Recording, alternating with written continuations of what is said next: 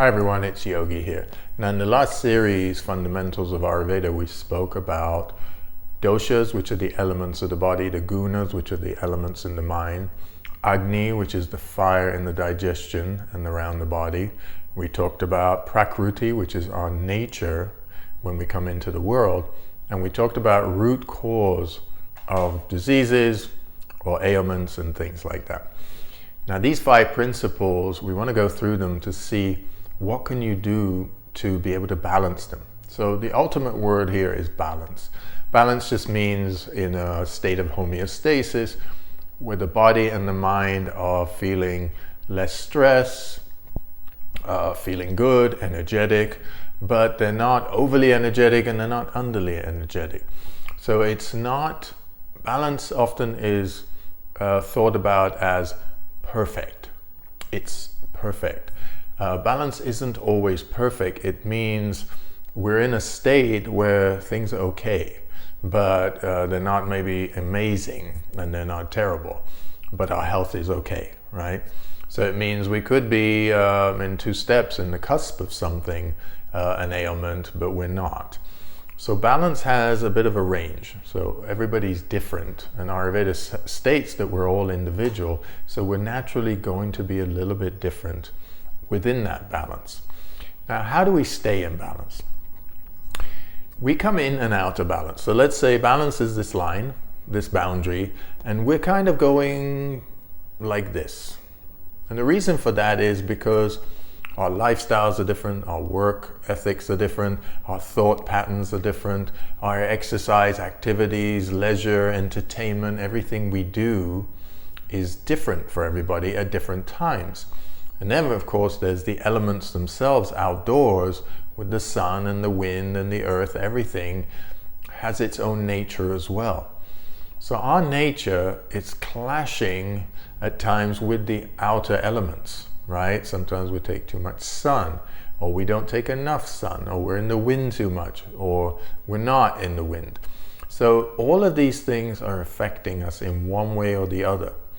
Now, when we spoke about Prakriti in the last video, we were speaking about the fundamentals of who we are at the core, at the root of who we are. And then Vikruti means who we've become. Now, who we've become has to do with all the things we did since our birth to this point. We have either stayed in some sort of balance with our true nature, or we've kind of come out of it. This is why a lot of people feel different stresses in life, because they're doing one thing, but actually their nature is another thing. So staying in balance is really about opposites. Example, you're very warm in the body. What do? You take a sweater off. You naturally know to do this. But if you say eat spicy food, you're still going to get warm and hot. So this is going to raise the fire in the body.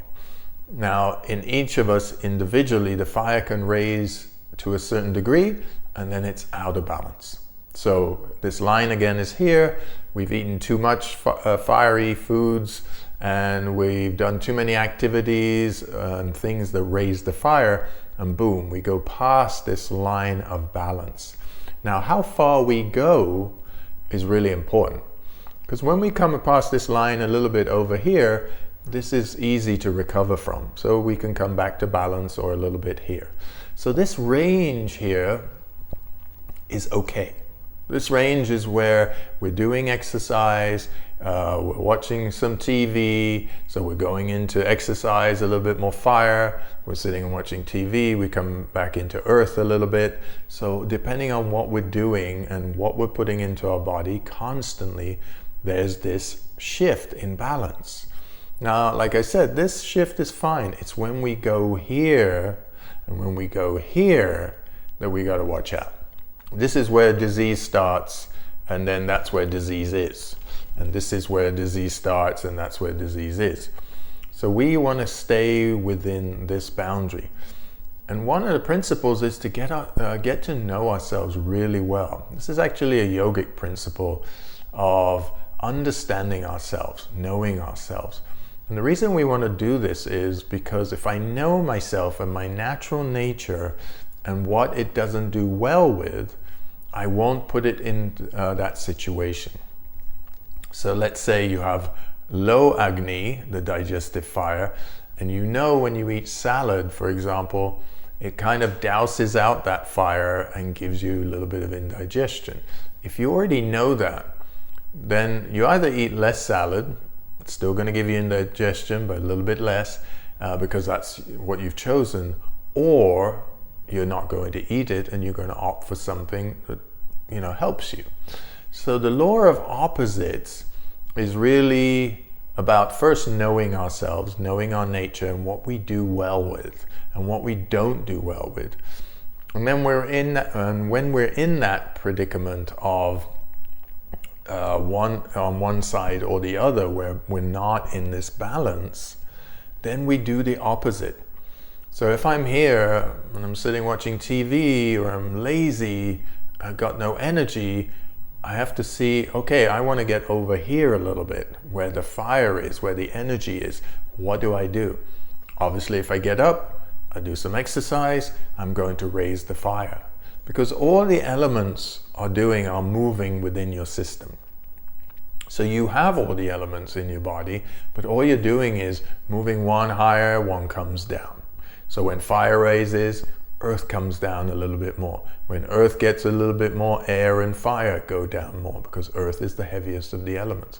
So you start to understand activities, things I'm doing and the things I'm thinking about, music I'm listening to, things I'm watching, all of these things, are they in balance or not? Are they keeping me in balance or not? If not, then I need to do the opposite. So like I said, just always thinking about these elements moving, but you're doing the opposite to come back into balance. Of course, if you're in balance, you need to also stay there. So the things that you do need to keep you there. But like I said also, we're not always going to stay directly in balance. We're going to shift side by side. And this movement is natural. It's okay. Sometimes you're a little bit sleepy. You take a little nap, you wake up, you feel good, and then now you've got more energy. So this movement is constantly happening. You just got to monitor it so you're never too far this side and you're never far to this side. And that's really how we keep the elements in balance in our body, in our mind, how we keep Agni, the fire, in balance, and how we keep using our natural nature. And of course, that's going to help the root cause of everything, because we're going to have less things to deal with. And more things that we have to deal with, the root is kind of shallow. It's not a deep root. Those deep-rooted things come from childhood and many years ago, and all the things you've been through. Those take a lot longer to understand. They have a lot to do with knowing ourselves. And that's why we start to understand who we are. We understand how to stay in balance more, and then that way we can balance everything in our life. And of course, not all the time we're going to choose balance, but the majority of the time we're going to choose it. And that way we stay within the boundaries of health and well-being and good thinking and good actions and good speech. And from there, we start to see that this game of balance isn't so difficult. Again, you're going to have some off days, we all do, but the majority of time we're in this state of balance where things are okay. So think about this again, watch the video again, because there's so much in this, and it takes years of practice to kind of get to that place we want to be.